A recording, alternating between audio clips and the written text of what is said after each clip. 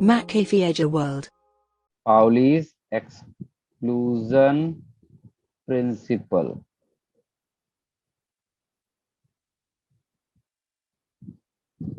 Pauli's exclusion principle. So what is Pauli exclusion principle? According to this principle, no two electrons have all four quantum numbers same. At least one quantum number should be difference. क्योंकि हम लोग quantum number किस चीज के लिए use करते हैं? Electron के एड्रेस को डिफाइन करने के लिए। ठीक है, और अगर दो इलेक्ट्रॉन का क्वांटम नंबर सेम हो गया मतलब उनका एड्रेस सेम हो गया, विच इज नॉट पॉसिबल। तो अगर हमको उनका एड्रेस डिफरेंट रखना है तो उनके सारे क्वांटम नंबर को ही डिफरेंट हमें रखना पड़ेगा। ठीक है, तो लिख लीजिए इसका statement. According to Pauli's exclusion principle, no two electron have all four quantum numbers same. At least one should be different. At least one should be different. इसीलिए जब भी हम लोग एक ऑर्बिटल में इलेक्ट्रॉन्स को फिल करते हैं तो उसमें से एक इलेक्ट्रॉन अगर हम क्लॉकवाइज लेते हैं तो दूसरा ऑलवेज कैसा लेते हैं? एंटी क्लॉकवाइज इलेक्ट्रॉन लेते हैं। ठीक है, अब जैसे एक एग्जांपल समझते हैं।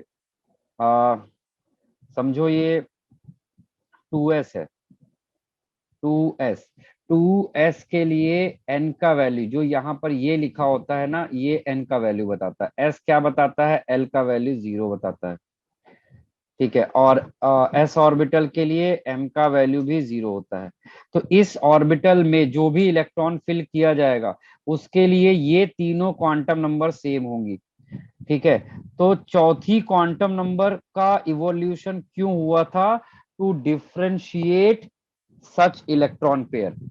तो चौथी क्वांटम नंबर जो है, अगर मुझे इस वाले का पता करना है तो वो प्लस हाफ होगा, इस वाले के लिए वो माइनस हाफ होगा। इसीलिए कभी भी एक ऑर्बिटल के अंदर दो इलेक्ट्रॉन क्लॉकवाइज या दो इलेक्ट्रॉन एंटी क्लॉकवाइज कभी भी नहीं होंगे। इलेक्ट्रॉन हमेशा कैसे होंगे? एक क्लॉकवाइज और एक एंटी क्लॉकवाइज, तभी हम उनकी चौथी क्वांटम नंबर को डिफरेंशिएट कर पाएंगे। समझे आप? तो पाउली का एक्सक्लूजन प्रिंसिपल कहता है कि no two electrons have all four quantum number same. उनकी चौथी क्वांटम नंबर को डिफरेंट करने के लिए ही चौथी क्वांटम नंबर अराइव की गई थी, उनके एड्रेस को डिफरेंटली डिफाइन करने के लिए। तो वो फोर्थ क्वांटम नंबर क्या है आपका? Spin quantum number. और जो इलेक्ट्रॉन क्लॉकवाइज होगा उसका स्पिन हम प्लस हाफ लिखेंगे, जो एंटी क्लॉकवाइज होगा उसका स्पिन हम माइनस हाफ लेंगे। इस तरह से दोनों इलेक्ट्रॉन के लिए क्वांटम नंबर का जो ये आपको क्वाड मिलेगा, ये कैसा क्वाड मिलेगा? एक डिफरेंट डिफरेंट क्वाड मिलेगा। तो ये एक पाउली एक्सक्लूजन प्रिंसिपल आपको क्वांटम नंबर में यूज करने को आता है। इसके बाद एक दूसरा प्रिंसिपल है hunts rule. Hunts rule of maximum multiplicity. This is the name of rule. Next rule is Hund's rule of maximum multiplicity. तो hunts rule of maximum multiplicity को शुरू करने से पहले आपको एक टर्म के बारे में नॉलेज होनी चाहिए। The term is degenerate. Degenerate, आप में से कोई जानता है डीजेनरेट टर्म का मीनिंग? कुशाग्र बताओ, what is the meaning of degenerate? Sir like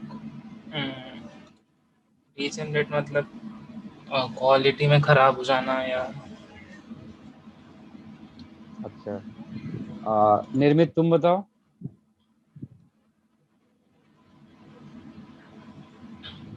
नहीं पता सर। भारवी आपको पता है? नहीं सर। वैष्णवी, सर नो आप आइडिया। हाँ बोलो। डीजेनरेट क्वांटम मैकेनिक्स के उसमें पूछ रहे हैं, मतलब क्वांटम हाँ मैकेनिक्स के टर्म। हाँ हाँ, अच्छा क्वांटम सर, मैकेनिक्स के टर्म्स में। डीजेनरेट तो मतलब सेम होता है ना, लाइक सेम एनर्जी का एग्जैक्टली मतलब होता है। जब भी हम लोग केमिस्ट्री में या क्वांटम नंबर में डीजेनरेट वर्ड की बात करते हैं, तो डीजेनरेट मींस होता है इक्वल एनर्जी।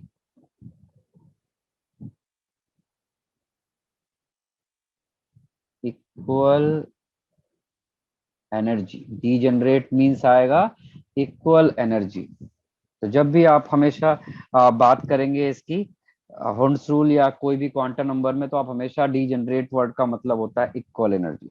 ये हॉर्न्स रूल किस तरह की ऑर्बिटल्स के लिए बोला गया है? जो ऑर्बिटल डीजेनरेट होती हैं, ठीक है। तो डीजेनरेट मतलब इक्वल एनर्जी। तो अगर हमने बोला डीजेनरेट ऑर्बिटल्स मतलब इक्वल एनर्जी ऑर्बिटल्स।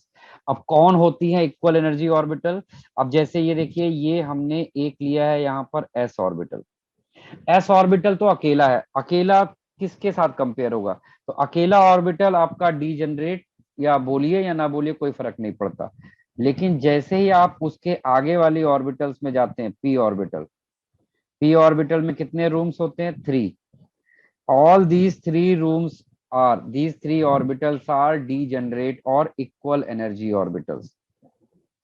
ऐसे ही जब हम लोग डी ऑर्बिटल्स के पास जाते हैं, तो डी ऑर्बिटल्स में कितने रूम्स होते हैं? 5 रूम्स होते हैं, यानी 5 ऑर्बिटल्स होती है। All these 5 orbitals are of equal energy. ऐसे ही जब हम लोग एफ ऑर्बिटल में जाते हैं, तो वहां पर टोटल 7 रूम्स होते हैं।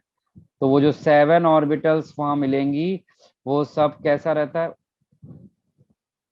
डीजेनरेट यानी इक्वल एनर्जी। आपको ये तो याद होगा, हम लोगों ने प्रीवियस क्लास में किया था how to decide number of orbital.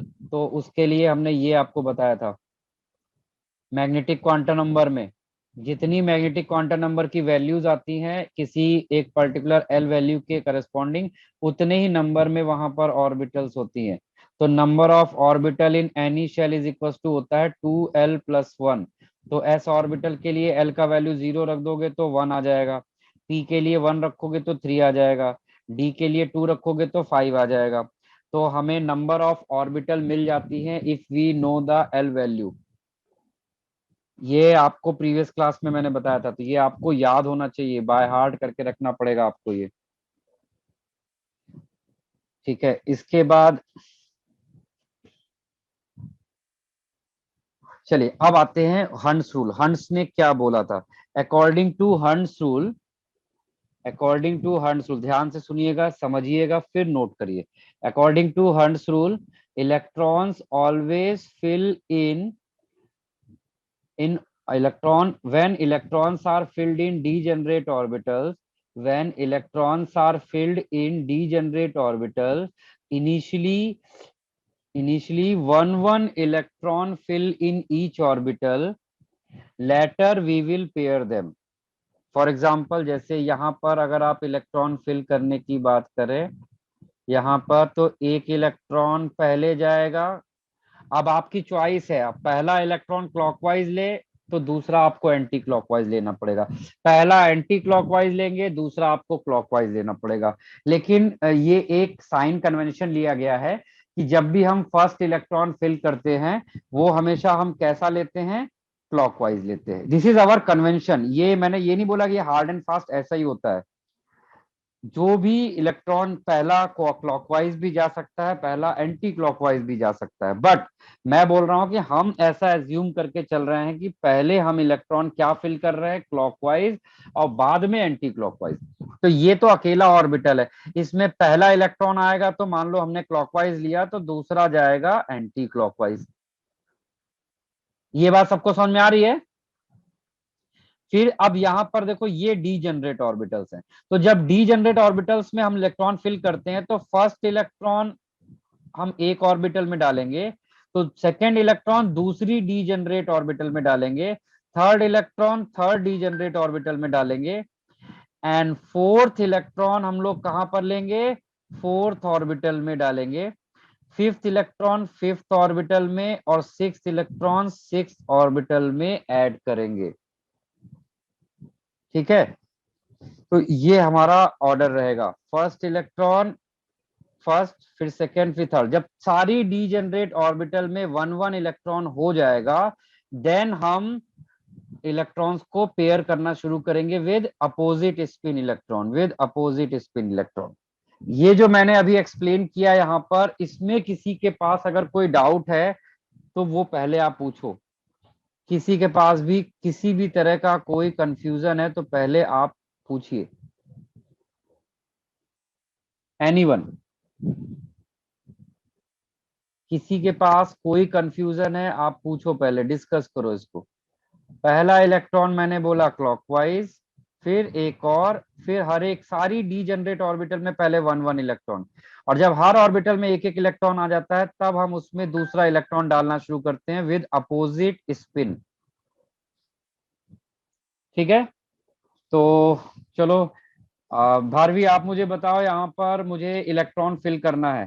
First electron मैंने अगर यहाँ डाला तो बताओ दूसरा इलेक्ट्रॉन मैं कहाँ डालूंगा? दूसरे ऑर्बिटल में, वेयर? दूसरे बॉक्स में, नेक्स्ट ऑर्बिट में। ठीक है, नेक्स्ट ऑर्बिटल में। नेक्स्ट, और आगे बताते जाओ। थर्ड ऑर्बिटल में, third, fourth, fourth, fifth. Fifth. और अब हर एक ऑर्बिटल में एक एक इलेक्ट्रॉन चला गया, तो अब हम वापस शुरू से आ जाएंगे, बट इस बार हम इलेक्ट्रॉन अपोजिट स्पिन का लेंगे, लाइक दैट। सबको समझा कैसे इलेक्ट्रॉन फिल करना होगा?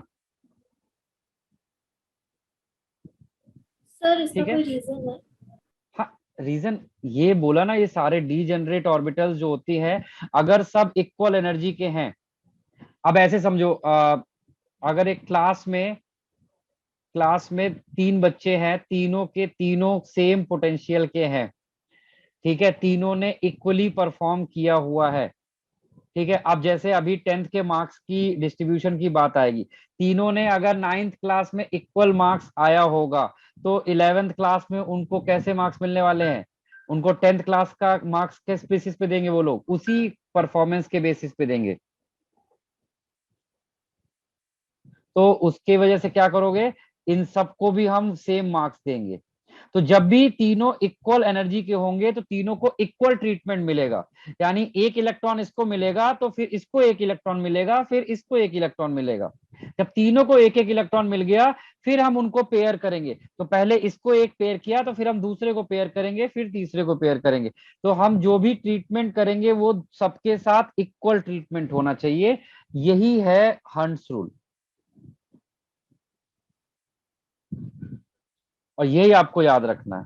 ऐसे एफ ऑर्बिटल में जब जाएंगे तो एफ ऑर्बिटल में हम पहला कैसे फिल करेंगे? फर्स्ट इलेक्ट्रॉन हम लेंगे like that, second, third, fourth, fifth, six, seventh, फिर 8th इलेक्ट्रॉन यहाँ पे आएगा, 8 9 10 11 12 13 14। समझा कैसे इलेक्ट्रॉन फिल किया जाएगा? This is Hund's rule. अच्छा, अब मैं आपको यहाँ पे कुछ ऑर्बिटल्स ड्रॉ करके देता हूं, आप मुझे बताइए उनमें से कहां कहां पर हंट्स रूल वायलेट हो रहा है और कहां पर पाउली रूल वायलेट हो रहा है।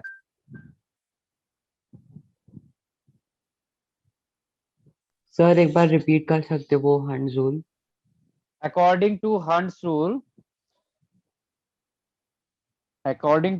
Rule, when we are filling electrons in degenerate orbitals, first one electron will enter in each orbital. After entering in each orbital, we will pair them later with opposite spin electron.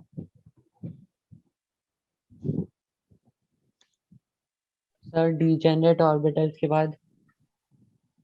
तुम्हें लिखना है क्या definition इसका? हाँ sir. लिखो लिखो लिखो, फिर मैं बोलता हूं, लिखो। According to Hund's rule, when we are filling electrons in degenerate orbital, first we will fill one electron in each orbital.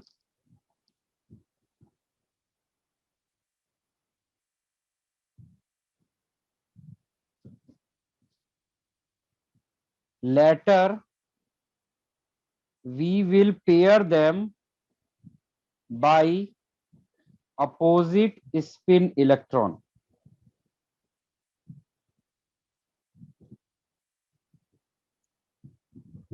चलिए अब मैं यहाँ पे आपको कुछ केसेस बना के दे रहा हूं, आप मुझे बताइए इनमें से कौन सा केस में हंस रूल वायलेट हो रहा है।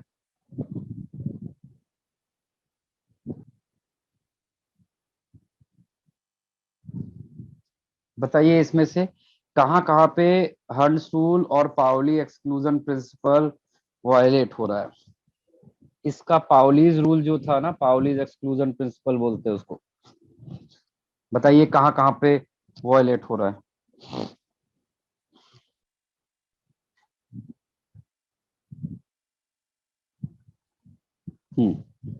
हाँ, तो देखो फर्स्ट वाले में हॉर्न्स रूल के अकॉर्डिंग हर एक ऑर्बिटल में एक एक इलेक्ट्रॉन जाना चाहिए। हमने ऐसा कभी नहीं कहा कि वो क्लॉकवाइज या एंटी क्लॉकवाइज, तो फर्स्ट इज करेक्ट।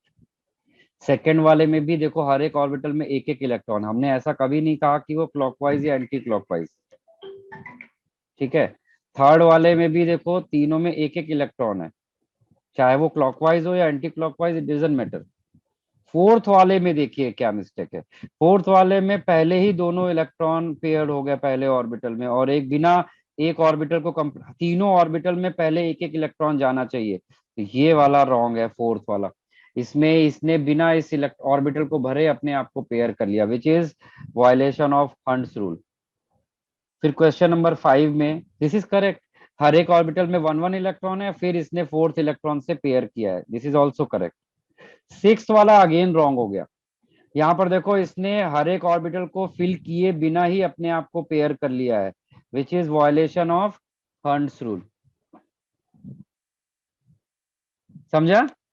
तो करेक्ट आंसर वही था जो निर्मित और वैष्णवी ने बोला, 4 और 6 में वायलेशन हुआ है, और 1 2 3 5 में कोई वायलेशन नहीं हुआ था। किसी के पास कोई कंफ्यूजन है इसमें तो पूछिए। Any confusion, doubt?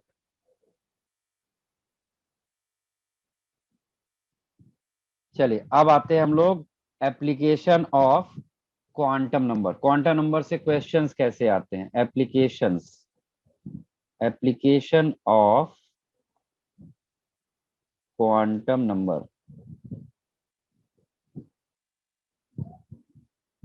Quantum number का एप्लीकेशन, तो इसके क्वेश्चंस कितने तरह के आ सकते हैं, उनको हम लोग अलग अलग केसेस में डिवाइड कर लेते हैं। पहला हमने केस 1 ले लिया है। केस 1 का नाम है determination of all quantum number. Determination of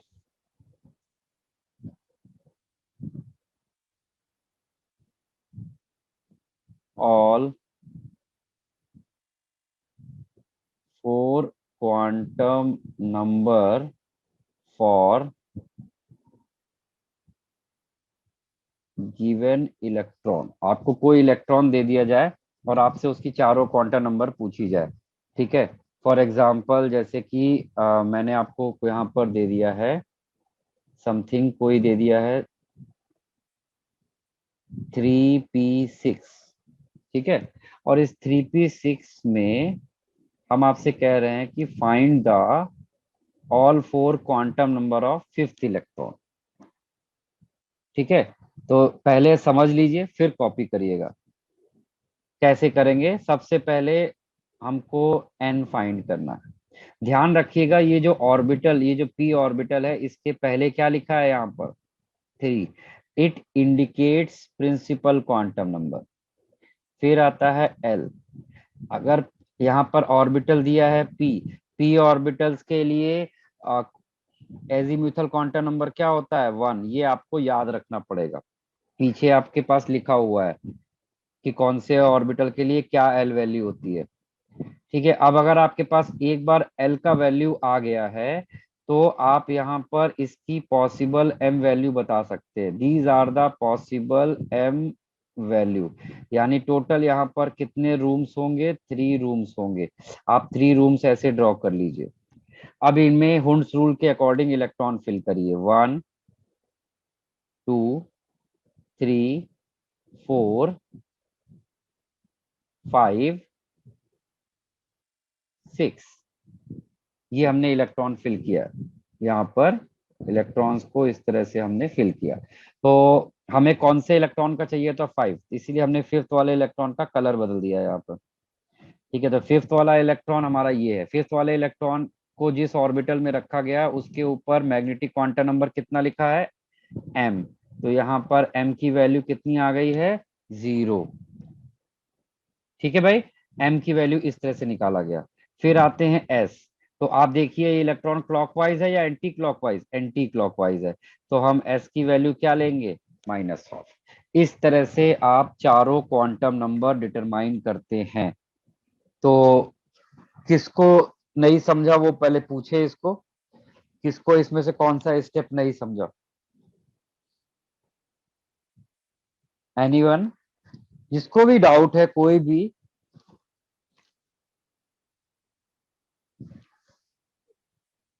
यहाँ पर ये जो वैल्यू है ये n देता है, p के करस्पॉन्डिंग l हो गया, l के करस्पॉन्डिंग हमने पॉसिबल m निकाला, इलेक्ट्रॉन फिल किए। फिर फिफ्थ वाला इलेक्ट्रॉन जिस ऑर्बिटल में आया उसके ऊपर जो वैल्यू लिखी थी वो मैग्नेटिक क्वांटम नंबर हो गई। इलेक्ट्रॉन एंटी क्लॉकवाइज था तो हमने -12 लिख लिया। समझा किस तरह से करना है? चलिए तो फिर 3p6 क्या है? 3p6 क्या है ये अभी आप आगे जाके इलेक्ट्रॉनिक कॉन्फ़िगरेशन सीखेंगे एसपीडीएफ के फॉर्म में। तो उसमें जो हर एक ऑर्बिटल की मैक्सिमम एक कैपेसिटी होती है कि वो कितने इलेक्ट्रॉन रख सकता है। तो आप देख सकते हो कि पी ऑर्बिटल में 3 रूम्स हैं और एक रूम में मैक्सिमम 2 इलेक्ट्रॉन हो सकता है, तो 3 रूम में मैक्सिमम 6 इलेक्ट्रॉन होंगे। तो ये थर्ड ऑर्बिट है, थर्ड ऑर्बिट का ये पी सबशेल है, उस पी सबशेल में टोटल 6 इलेक्ट्रॉन है। तो ये मैंने रैंडमली ऐसे पिक किया है कोई भी एक। आगे जाके आपको क्वेश्चन कैसे देगा, कोई भी एलिमेंट दे देगा, उसका एटॉमिक नंबर पता होगा और आपसे उस एलिमेंट का कोई एक इलेक्ट्रॉन का पोजीशन बता देगा। लाइक बोलेगा 20th इलेक्ट्रॉन का बताइए कि उसका चारों क्वांटम नंबर क्या होगा। तो पहले आप इलेक्ट्रॉनिक कॉन्फ़िगरेशन लिखेंगे, फिर 20th इलेक्ट्रॉन आपको आइडेंटिफाई करना होगा कि वो कौन से सबशेल में है। ठीक है, और उस सबशेल को, वो सबशेल कुछ ऐसा ही आएगा, समथिंग लाइक 3p6 में आया। तो 3p6 में कौन से पोजीशन पे 20th वाला इलेक्ट्रॉन होगा वो पोजीशन आपको इसी तरह से जज करनी होगी और फिर m और s का वैल्यू लिखना होगा। तो अभी आपको मैं इलेक्ट्रॉनिक कॉन्फ़िगरेशन आप नहीं जानते हैं, इसीलिए मैं आपको सीधा सीधा ऑर्बिटल दे दे रहा हूँ, सबशेल दे दे रहा हूँ 3p6। अब इस 3p6 में ये 6 इलेक्ट्रॉन को बताता है, p सबशेल को बताता है, 3 प्रिंसिपल क्वांटम नंबर को बताता है। इस 3p6 के 5वें इलेक्ट्रॉन यानी 5th इलेक्ट्रॉन का क्वांटम नंबर आपको कैलकुलेट करने को बोला था मैंने। समझ में आ रहा है ये चीज? ठीक है, अब आप थोड़ी सी प्रैक्टिस करो तो आपको थोड़ा सा कॉन्फिडेंस आएगा। तो मैं आपको यहाँ पे क्वेश्चन दे रहा हूँ, आपको आंसर लिखने हैं इनके। Write down question number 1। 3d6 का जो 6th इलेक्ट्रॉन है 4p5 का 5th इलेक्ट्रॉन, 3s2 का 2nd इलेक्ट्रॉन,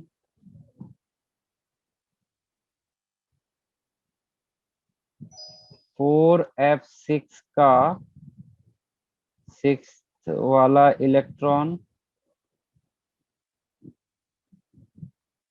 5g9 का 9th इलेक्ट्रॉन एंड 5d9 का 6th इलेक्ट्रॉन। ये आपको क्वेश्चन अभी करने हैं। सभी लोग करके अपने आंसर्स मुझे शेयर करो, मुझे देखना है कि आप क्या कर रहे हो। करिए, स्टार्ट हो जाइए। चलिए, ये आई थिंक सबका आ गया है तो मुझे इसको वापस से डिस्कस करने की जरूरत नहीं है। अब आते हैं हम लोग इस वाले में, केस 2 में। Case 2 is reverse of case 1 sorry, case 2 is reverse of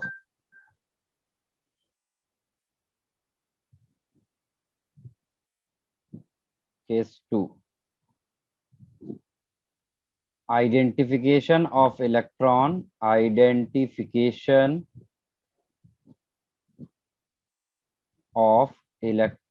by set of given quantum numbers. ठीक है, चलिए फॉर एग्जांपल जैसे मैंने आपको दिया है यहाँ पर n is equal to 4, l is equal to 2, m is equal to 2 and s is equal to plus half. हमसे ये पूछा जा रहा है कि ये जो चारों क्वांटम नंबर हमने लिखी हैं ये कौन से इलेक्ट्रॉन की क्वांटम नंबर्स हैं, हमें ये बताना है यहाँ पर. तो देखिए कैसे करेंगे. सबसे पहले हमने क्या लिया यहाँ पर, n इज इक्वल टू 4 को ऐसे ही लिख लीजिए. l इज इक्वल टू 2 है, इसका मतलब ऑर्बिटल कौन सा है, d ऑर्बिटल हो गया. ठीक है, अब आपको एक बार ये पता चल गया कि d ऑर्बिटल है तो फटाफट ऑर्बिटल को ड्रॉ कर दीजिए. d ऑर्बिटल में टोटल 5 रूम्स होते हैं. ठीक, 5 रूम्स बनाने के लिए उसमें अब हमने इलेक्ट्रॉन फिल करना शुरू किया. m की वैल्यू लिख दीजिए, l के करस्पॉन्डिंग m की वैल्यू क्या होंगी, -2, -1, 0, 1 एंड 2. ठीक, अब हमको m इज इक्वल टू 2 में s is equal to plus half चाहिए. ठीक है, प्लस हाफ मतलब क्लॉकवाइज 1 2 3 4 5. तो ये देख सकते हो m इज इक्वल टू 2 है और s is equal to plus half है और कौन से नंबर का इलेक्ट्रॉन है 5. तो आंसर हो जाएगा 4d5. आप आंसर क्या दोगे मुझे, 4d5. समझा, समझा कैसे करना है इसको.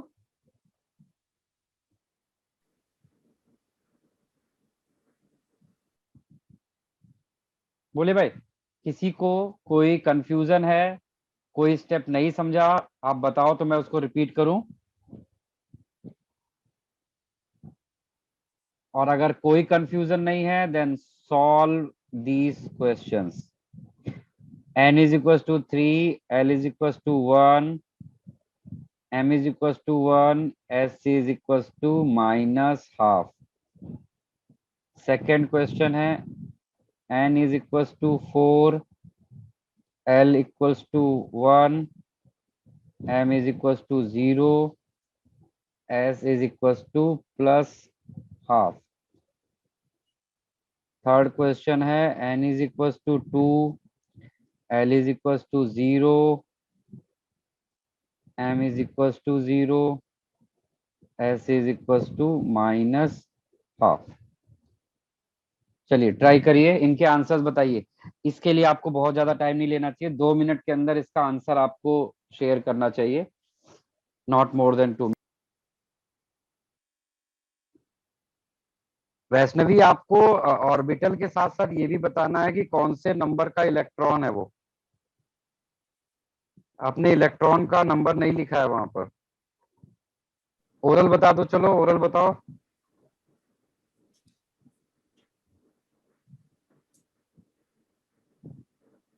पहला वाला तो रॉन्ग है तुम्हारा, उसमें तुम्हें 3p3 लिखा है, 3p3 तो गलत है.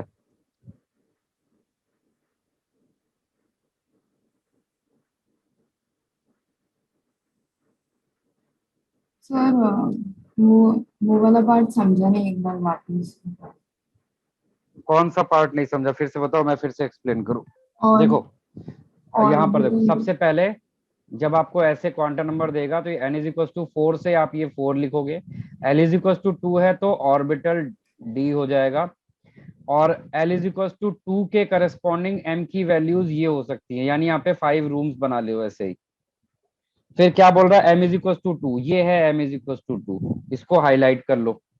फिर इसमें एक एक इलेक्ट्रॉन फिल करो, आपको क्लॉकवाइज वाला इलेक्ट्रॉन कौन से नंबर यहाँ पे आएगा वो काउंट करना है. 1 2 3 4, फिफ्थ नंबर का इलेक्ट्रॉन क्लॉकवाइज फॉर्म में यहाँ पर आया तो हमने लिख दिया 4d5. समझा. हाँ. ऐसे इस वाले का आंसर क्या होगा, इस वाले का आंसर कितना होगा, it is how much, 3p6, इस वाले का कितना होगा 4p2 और इस वाले का 2s2। करके देखना घर पे इसको, ठीक है। ये हमारा केस 2 था। Now come to case 3। Case 3 पहले काफी इंपॉर्टेंट हुआ करता था, पहले ये कई बार आ चुका है केस 3, लेकिन आजकल क्या है, ये इतना रिपीटेड क्वेश्चन हो चुका है कि इसका क्वेश्चन जेई तो अब नहीं पूछ रहा है, लेकिन हाँ सीईटी में इसका क्वेश्चन आ जाता है, बिट्स में आ जाता है। The type is name as, the type 3 is feasibility of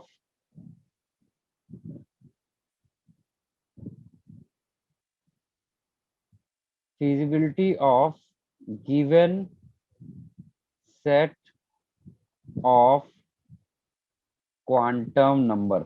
आपको हम यहाँ पे कुछ क्वांटम नंबर्स लिख के देंगे और आपको ये जस्टिफाई करना है कि इट इज करेक्ट और नॉट, मतलब ऐसी कोई क्वांटम नंबर एग्जिस्ट कर सकती है या नहीं कर सकती है, हमें यहाँ पर ये प्रेडिक्ट करने को बोला जा रहा है। फॉर एग्जाम्पल जैसे हमने n इज इक्वल टू 3 बोला, l इज इक्वल टू 1 बोला, m इज इक्वल टू 0 बोला और s इज इक्वल टू -12। तो अब हमें इसको चेक करना है कि ये क्वांटम नंबर एग्जिस्ट करेगा या नहीं करेगा। तो हम यहां से शुरू करेंगे। जब n इज इक्वल टू 3 लेते हैं तो l की पॉसिबल वैल्यू क्या होती है 0 to n-1। याद होगा l की रेंज 0 to n-1। तो 0 अगर n की जगह पर 3 रखो तो 0 से 2, ये वैल्यू उस रेंज में आता है, तो यानी ये तो ठीक है। फिर जब हमें l की वैल्यू मिल गया तो m की रेंज क्या होती है -1 से लेके +1, तो m की ये वैल्यू इसकी रेंज में आती है, यस इट इज करेक्ट। और m इज इक्वल टू 0 में s इज इक्वल टू -12, ये भी उसकी रेंज में आता है, तो ये क्वांटम नंबर एग्जिस्ट करेगा। समझा? तो आपको यहाँ पर क्या यूज करना है, एक तो l का रेंज और दूसरा m का रेंज। आपको देखना है यहाँ पर एक n के करस्पॉन्डिंग l की वैल्यू इस रेंज में है या नहीं, और l के करस्पॉन्डिंग m की वैल्यू इस रेंज में है या नहीं, और s की वैल्यू +12 या -12 है या नहीं। ठीक है, अभी जैसे मैंने आपको दिया यहाँ पर n is equal to 4, l is equal to 2, m is equal to 2 and s is equal to 0। तो यहाँ पर देखिए क्या होगा, n इज इक्वल टू 4 है तो l की पॉसिबल वैल्यू क्या हो सकती है, यहाँ पर रखिए 4, 0 से लेके 3, तो 0 से 3 के बीच में l इज इक्वल टू 2 आएगा, ये करेक्ट है। फिर m इज इक्वल टू 2 के लिए यहाँ पर -2 से +2, ये भी उस रेंज में है, ये भी करेक्ट है। लेकिन क्या s की वैल्यू 0 हो सकती है, बोलिए भाई? नहीं हो सकती, इट इज रॉन्ग। ठीक है, एक और एग्जांपल देखते हैं। लाइक हमने दिया आपको n is equal to 3, l is equal to 3, m is equal to 1 and s is equal to +12। आपको ये प्रूफ करना है कि ये वाला करेक्ट है या इनकरेक्ट। तो शुरुआत करते हैं। जब n इज इक्वल टू 3 होगा तो l क्या हो सकता है 0 से लेके 3 - 1, यानी 0 से लेके 2 तक हो सकता है। और यहाँ पर l की वैल्यू क्या लिखी है 3 लिखी है, which is out of the range, तो this quantum number is not possible. तो अब आपको क्वेश्चन करके दिखाना है। फिर तो मैं आपको यहाँ पे क्वेश्चन लिख के दे रहा हूं, आपको सॉल्व करना है। चलिए, इसमें से आपको आइडेंटिफाई करना है which of the following quantum number will exist और नॉट, और ये आपको भेजना नहीं है, ये मैं अभी 1 बाय 1 सबसे पूछूंगा और आपको मुझे एक्सप्लेन करना है कि कैसे आपने आइडेंटिफाई किया, इसको आपको एक्सप्लेन करना है। सॉल्व कर लीजिए, 2 मिनट का टाइम लीजिए, सॉल्व करिए, देन फिर हम लोग इस पे वापस आते हैं। भैरवी, फर्स्ट वाले का बताइए, इट विल एग्जिस्ट और नॉट। exists। ये एग्जिस्ट करेगा, हाँ सर। ठीक है। वैष्णवी, सेकंड वाला आप बताओ। It will not exist. कहां पर ये फेल किया, N M minus L to plus L होना चाहिए। यानी ये रॉन्ग है। ठीक है, निर्मित तुम बताओ थर्ड वाला। they won't exist. Won't exist, correct. ठीक है, भैरवी आप बताओ ये वाला फोर्थ वाला। Does not exist. लास्ट में वैष्णवी आप बताओ। Does not exist. ठीक है, तो ये हमारे पास यहाँ पे टोटल कितने टाइप्स हुए? 3 टाइप्स हुए। ठीक है, अब आते हैं सबसे इंपॉर्टेंट। अब जो टाइप बताने जा रहे हैं ये वो टाइप है जो एग्जाम में सबसे ज्यादा अभी भी आ रहा है, क्योंकि इसमें वेरिएशन है। तो आप यहाँ पर लिख सकते हैं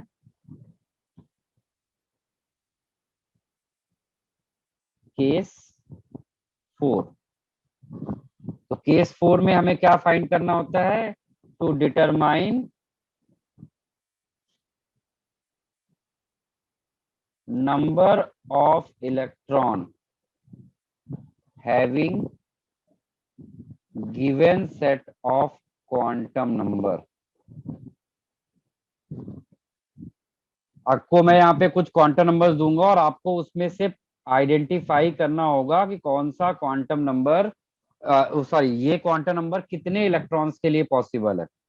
तो इसमें बहुत सारे केस होते हैं, तो मैं एक एक केस से शुरू करता हूँ। केस नंबर 1 होता है कि केवल एक ही क्वांटम नंबर दिया है। अगर मैंने दिया है n इज इक्वल टू 3, तो बताइए इसमें कितने इलेक्ट्रॉन हो सकते हैं? बताइए। 18. 18, 2n square, correct. Second case है कि अगर हमने सिर्फ आपको L का वैल्यू दिया है, तो बताइए कितने इलेक्ट्रॉन हो सकते हैं इसमें?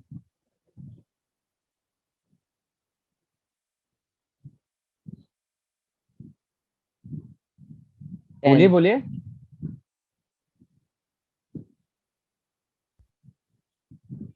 सबको बोलना है, अपना अपना माइक ऑन करके छोड़ दो आप क्योंकि माइक ऑफ करने में हेजिटेंट रहते हो, ऑफ रहता है सोचते हो कि कौन ऑन करे। सब लोग अपने माइक ऑन करके छोड़ दो और आंसर प्रॉपरली करो। यस नो राइट रॉन्ग का टेंशन नहीं, बट आपको बोलना है। तो L is equal to Sir, 2 10. है, तो इसकी इलेक्ट्रॉन का काउंट कैसे निकाला जाएगा और कितना होगा? 2 to L plus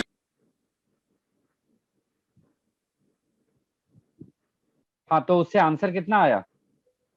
N. Correct. फिर हमारे पास थर्ड केस आता है, अगर m की वैल्यू सिर्फ दी हुई है, तो बताइए कि इसके पास कितने इलेक्ट्रॉन हो सकते हैं?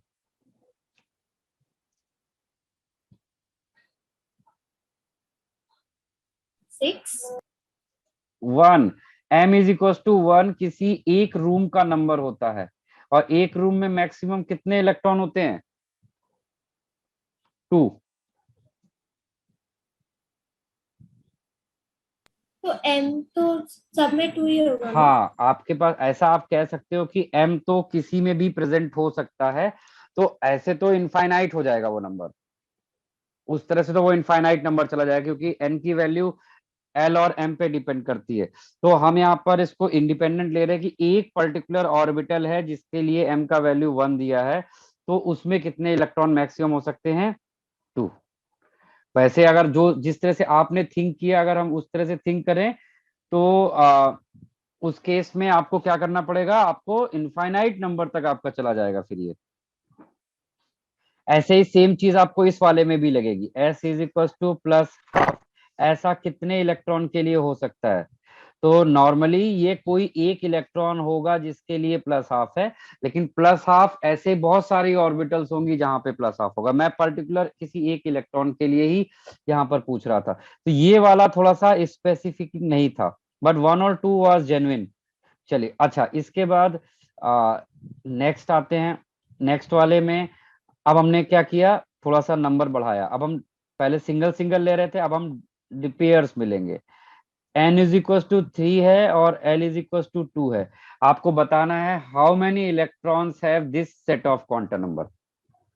सोचिए, सबको आंसर करना है। आंसर सबको करना है, चाहे वो राइट हो चाहे रॉन्ग हो। मुझे सबका आंसर एक एक बार जरूर चाहिए।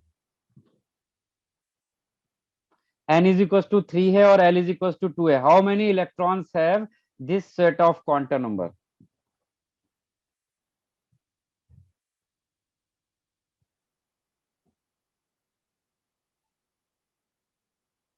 नहीं समझ पा रहे? 10 कितना? 10 10 इज करेक्ट। भाई देखिए, ये n इज इक्वल टू 3 है और l is equal to 2। l is equal to 2 क्या होता है? d orbital. तो ये 3d ऑर्बिटल आ गया, और एक d ऑर्बिटल में टोटल 5 ऑर्बिटल्स होती हैं और 5 में टोटल 10 इलेक्ट्रॉन हो सकते हैं। 6 n is equal to 3 and m is equal to 0। ये सबसे इंटरेस्टिंग और इम्पोर्टेंट केस होता है, एग्जाम में सबसे ज्यादा लाइकली होता है कि यही आएगा। आपको बताना है कि ऐसे कितने इलेक्ट्रॉन हैं which have this pair of quantum number. 2 2 no, there will be more. और कुछ सोचिए।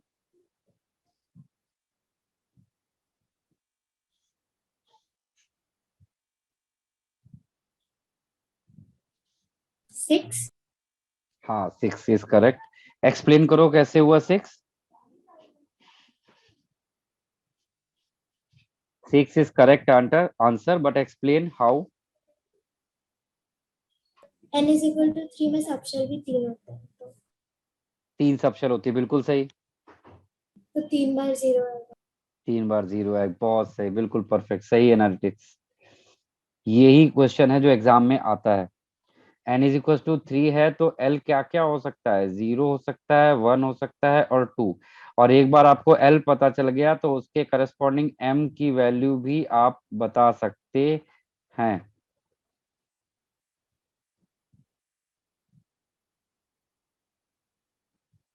तो आप यहाँ पर नोटिस करोगे 0 कितनी बार आया? 1 2 3, यानी 3 रूम है जिसमें m इज इक्वल टू 0 है, और एक रूम में मैक्सिमम 2 इलेक्ट्रॉन होंगे, तो 3 रूम्स में कितने इलेक्ट्रॉन आ गए?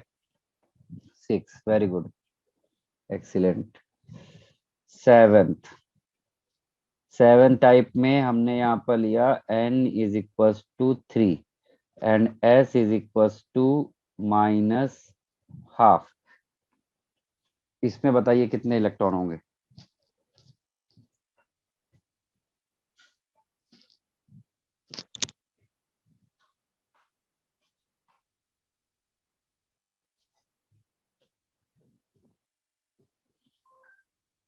Nine 9, perfect. कैसे? 9 ऑर्बिटल्स होते हैं आप ऐसे सब समझोगे में। कि जब n इज इक्वल टू 3 है तो टोटल इलेक्ट्रॉन तो आएंगे आपके पास 2n² यानी 18। Out of 18 half will be clockwise, half will be anti clockwise, तो आपको हाफ चाहिए था। और बाकी जैसे तुमने लॉजिक लगाया वैसे भी सोच सकते हो, वो भी करेक्ट है। अभी n इज इक्वल टू 3 है, आप यहाँ से देख सकते हो n इज इक्वल टू 3 में कितने रूम्स हैं? 1 2 3 4 5 6 7 8 9, टोटल 9 रूम्स हैं। हर रूम में एक एक क्लॉकवाइज होगा और एक एक एंटी क्लॉकवाइज, तो 9 electron clockwise, 9 electron anti clockwise, ऐसे भी थिंक कर सकते थे। That is very good. तो आपके पास 2 अप्रोचेज आ गई, एक जैसे मैंने बताया, एक जैसे वैष्णवी ने बताया। सॉरी वैष्णवी, भारवी तुमने बोला था ना? हाँ सर। हाँ ठीक है। इसके बाद क्वेश्चन नंबर है तुम्हारा नेक्स्ट में, हमारे पेयर वाले चीजें हो गई। अब हम लोग यहाँ पर दूसरा पेयर लेते हैं। l इज इक्वल टू 2 है and m is equal to 1। बताइए how many electrons have this set of quantum number?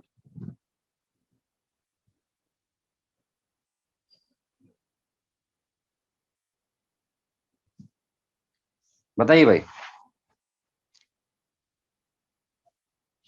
l is equal to 2 और m is equal to 1, how many set of Yes, quantum sir. Number? 2 2, correct, बिल्कुल सही। क्योंकि जब L is equal to 2 होगा तो d orbital होगी, d orbital में m is equal to 1 कोई एक बार आएगा, और एक बार यानी एक रूम होगा, एक रूम में मैक्सिमम कितने इलेक्ट्रॉन्स हो सकते हैं, 2 इलेक्ट्रॉन्स। इस तरह से आपको थिंक करना है। जिसको नहीं समझ में आया वो पूछिए भी, बाकी लोग शांत मत बैठो भाई, चुपचाप बैठोगे ना सीख नहीं पाओगे, आपको बोलना पड़ेगा, राइट और रॉन्ग, लेकिन आपको बोलना पड़ेगा, जब आप बोलोगे तभी आप लर्न करोगे।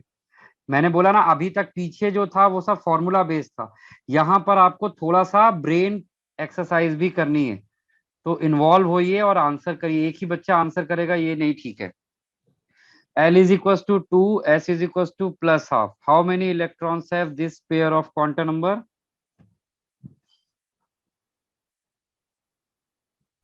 5. 5. d ऑर्बिटल है, L is equals to d orbital, d orbital में 5 ऑर्बिटल्स होती है, हर ऑर्बिटल में 5 क्लॉकवाइज होंगे, 5 anti clockwise, 5।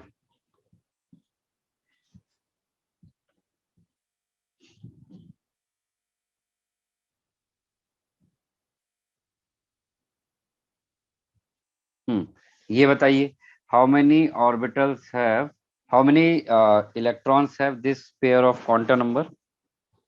1. 1। m is equal to 2 कोई एक रूम होगा, उस एक रूम में एक ही एंटी क्लॉकवाइज वाला होगा, तो ओनली 1 इलेक्ट्रॉन। चलिए अभी पेयर वाला चीज खत्म, अब हम लोग ट्रिपलेट में जाएंगे। n is equal to 3, L is equal to 2, m is equals to 1. How many electrons have this triplet of quantum number? Sorry, repeat करो फिर से एक बार। 2 is correct.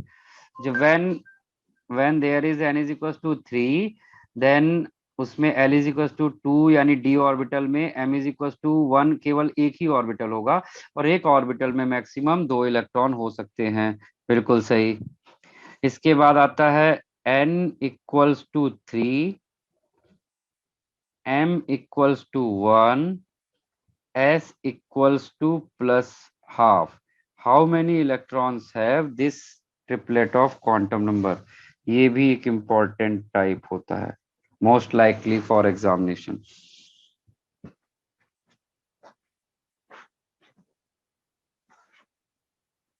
बोलिए भाई।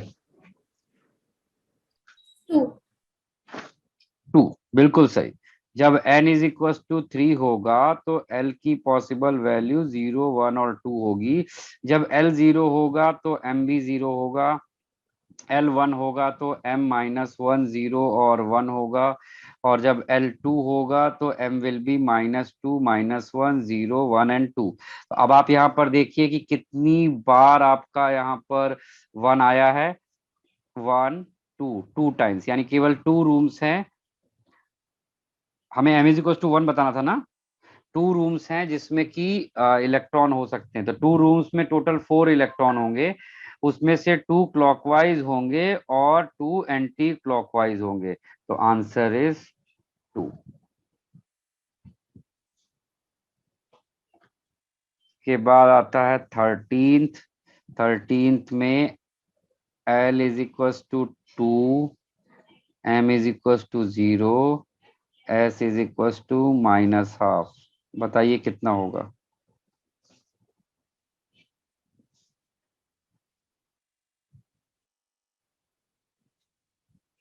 बोलिए भाई।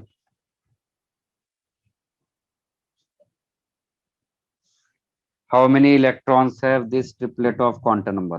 L is equals to 2 मतलब d ऑर्बिटल, d ऑर्बिटल में कितनी बार m is equals to 0 आएगा? एक बार, यानी एक रूम में एंटी क्लॉकवाइज वाले कितने हो सकते हैं? 1 इलेक्ट्रॉन। सिंपल सा था, आप इस तरह से थिंक करो ना। अच्छा, अब लास्ट वाले में हमने 4 क्वांटम नंबर लिए, तो according to Pauli's principle all 4 quantum number, according to Pauli's principle। एक minute,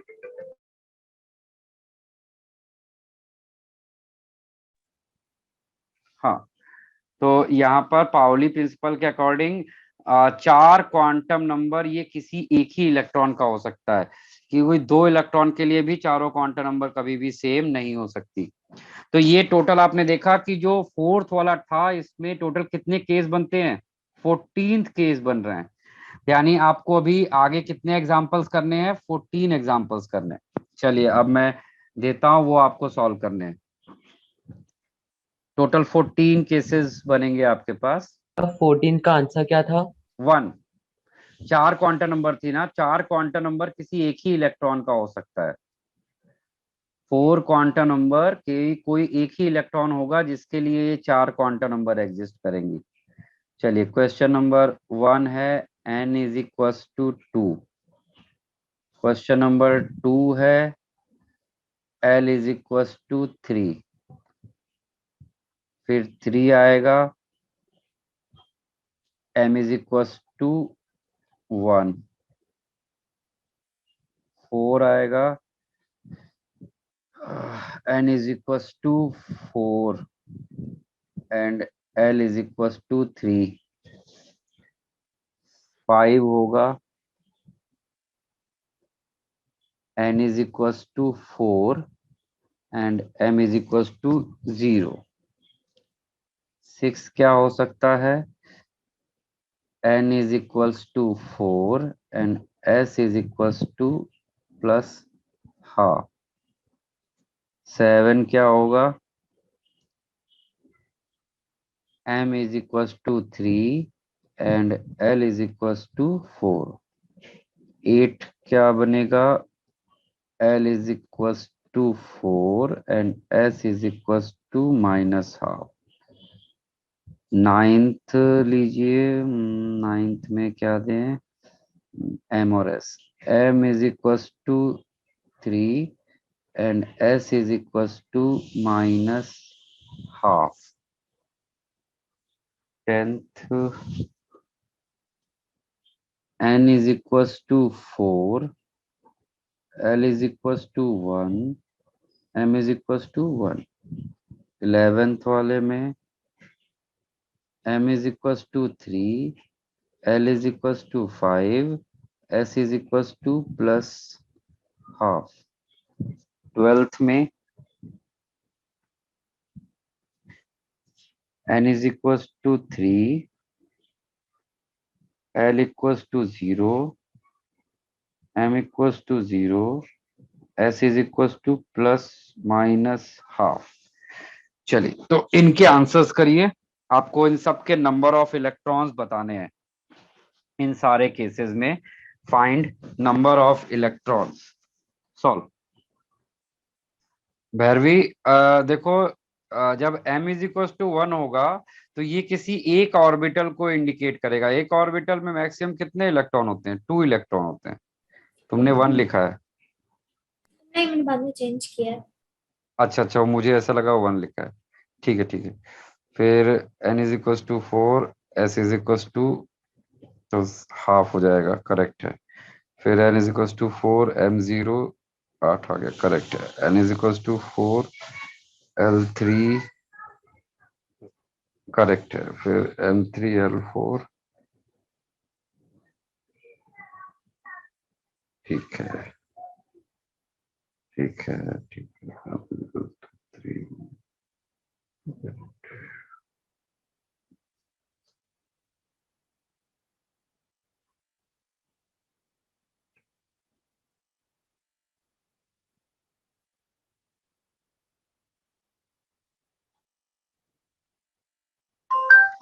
correct, all correct. Bharvi तुम्हारे सारे करेक्ट है, गुड।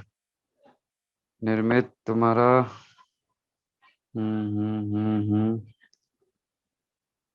ठीक है ठीक है ठीक है।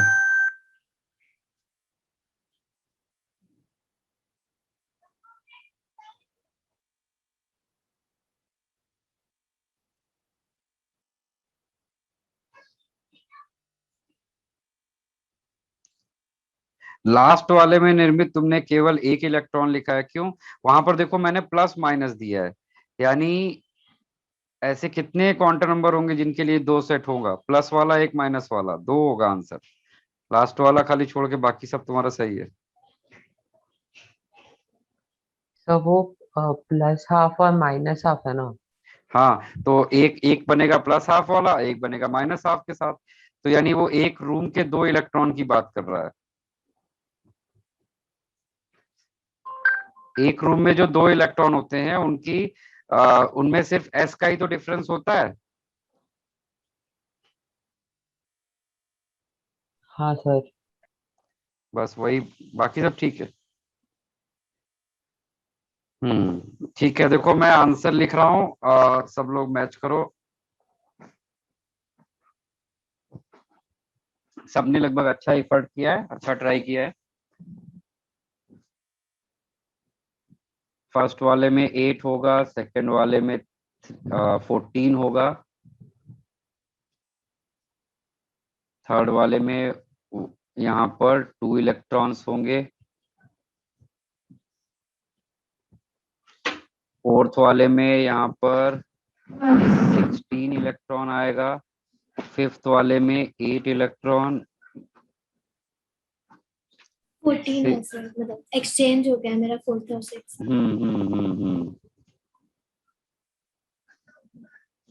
जब m is equal to 4, m is equal to 0, तो ये तो 8 होगा और ये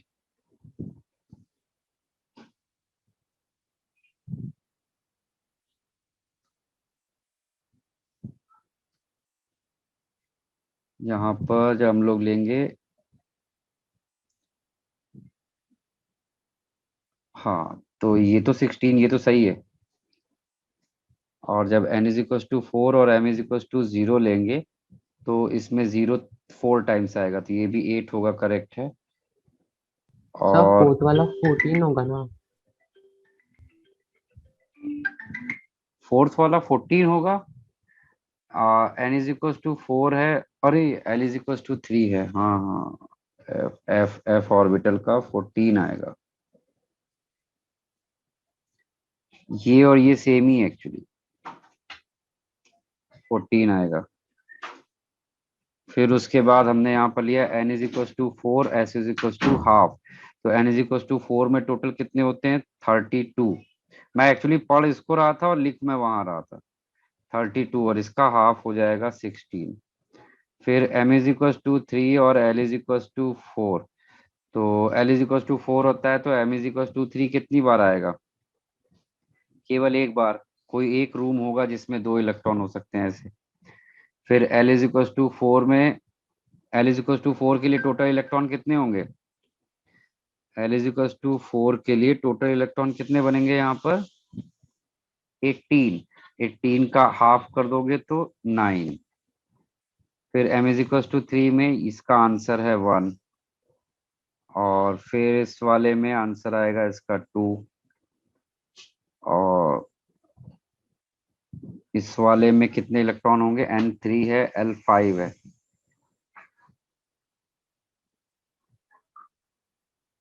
m3 है और l5 है। l5 के लिए m इज इक्वल टू 3 एक ही बार आएगा, उसमें प्लस हाफ कोई एक ही इलेक्ट्रॉन होगा। फिर उसके बाद लास्ट आता है n is equal to 3, l is equal to 0, m is equal to 0, s is equal to plus minus half. ऐसे 2 इलेक्ट्रॉन होंगे। तो ये तुम्हारा यहाँ पर कंप्लीट होता है। चलिए, तो ये वाला हमारा पार्ट था। इसका आंसर नोट कर लो, इन केस अगर किसी का नहीं आया होगा तो वो इसमें से चेक कर सकता है। तो क्वांटम नंबर का एप्लीकेशन हमारा हो गया। अब कल की क्लास में हमें क्या करना है? Electronic configuration. कल की क्लास में इलेक्ट्रॉनिक कॉन्फ़िगरेशन हम लोग कंप्लीट करेंगे। ठीक है, चलो आज इसको यहीं पे स्टॉप करो। मैं आपको एक होमवर्क तब देंगे जब इलेक्ट्रॉनिक कॉन्फ़िगरेशन हो जाएगा, तब दोनों का मिक्स करके होमवर्क देंगे। ठीक है, तो आज का क्लास बस यहीं पे स्टॉप करते हैं इसको।